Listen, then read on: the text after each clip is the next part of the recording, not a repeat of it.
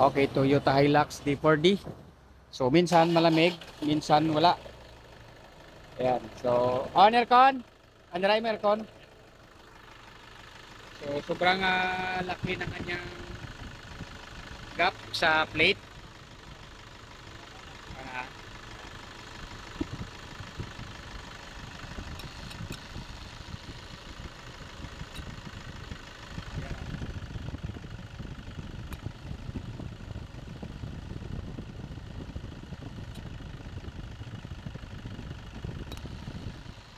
yan. So okay sa ngayon pag malamig pa. Pero pag uminit na yan guys, no? Pag automatic na, din na po siya pabalik. I-engage, kailangan pa pupukin para mag-engage ulit yung plate. So yun natin ang gawin ngayon guys, no? Tanggalin natin yung plate para magbawas tayo ng spacer, tapos i-align natin ng konti. Yeah, off na. Oh, yan ang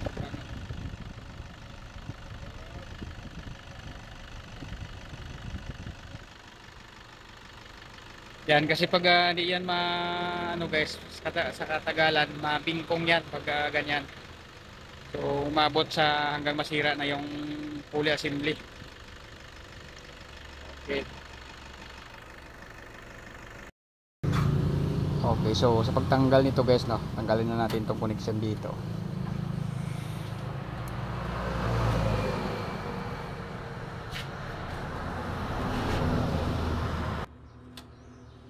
So pagtanggal, hanggang natin siya ng wire dito. Direkta natin sa battery para mag-engage yung plate, para matanggal natin yung bolt.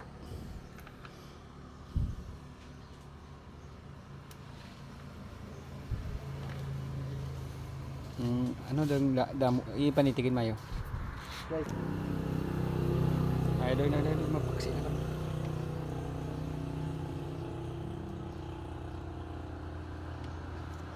Di lang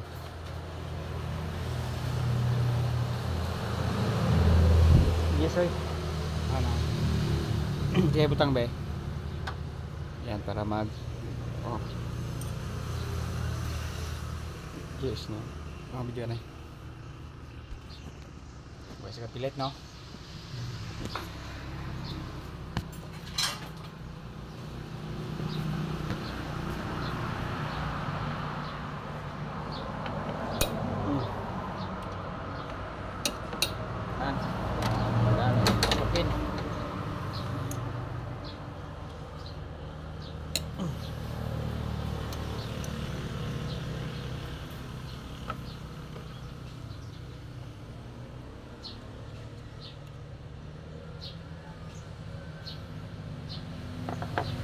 Very less.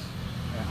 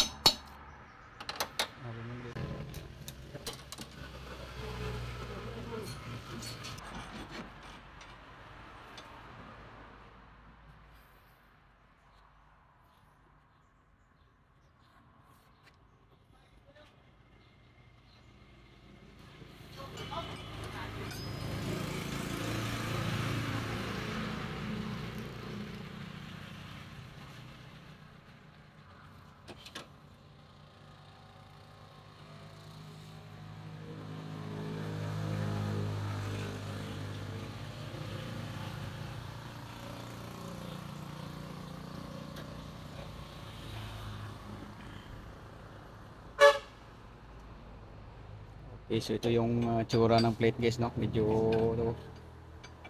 tais na.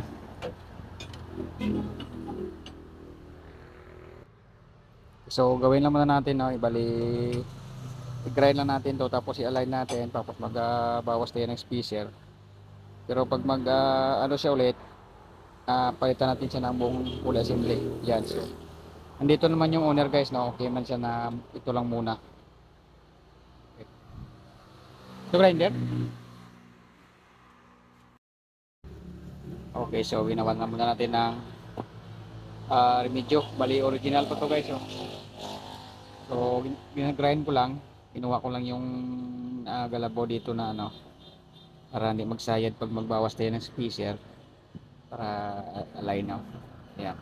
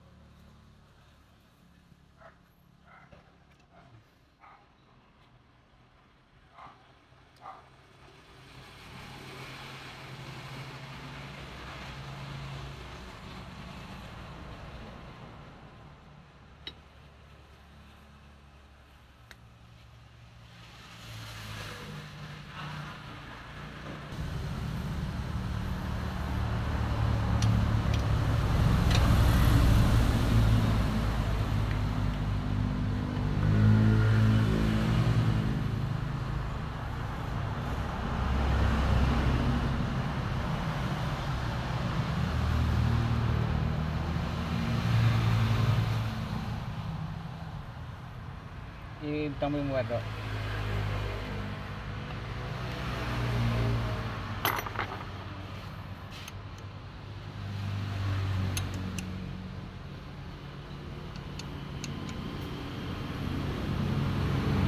Terus deh.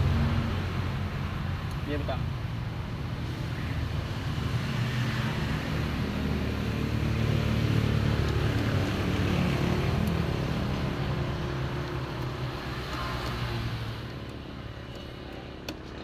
Release.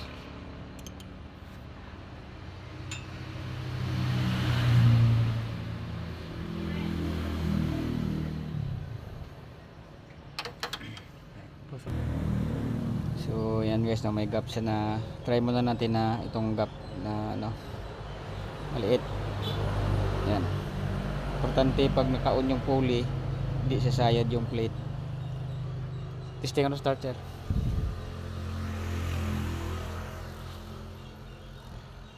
So try natin, start natin para masubukan.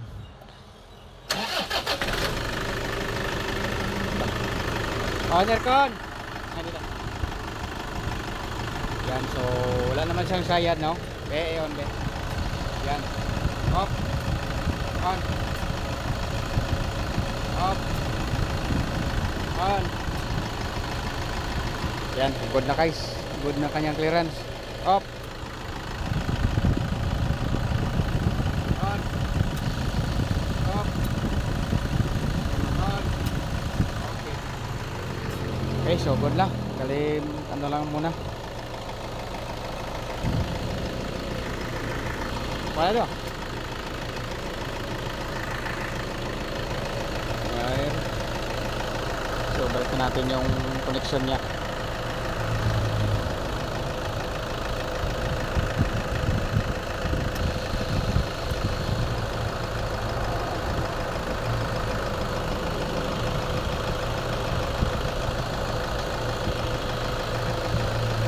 I-high ko siya 29. Woo!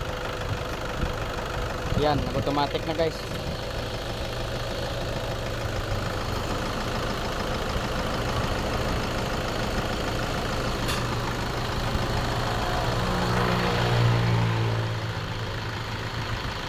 So pag ganyan guys, no, hindi pa sabing kung pwede pa yan gawa ng remedyo. Pero at least pag mag trouble siya ulit, mas maganda na palit na lang ng buong pulley assembly. Yan. So pag ganyan guys, no, i-explain nyo mabuti sa owner para just in case at least alam nyo, no, hindi tayo mabasubasulan. Okay. Yan, so ginarahin ko lang, tapos na-align, tapos bawas na tayo ng spacer. Pagka balik nyo makapal pa, hanap kayo ulit ng mga spacer na manipis para meron siyang gap. Yan, so okay na guys, yun lang ating ma-share dito. Thank you for watching. Sana may na-share tayo kahit maliit na tips lang guys, no? So yun yung owner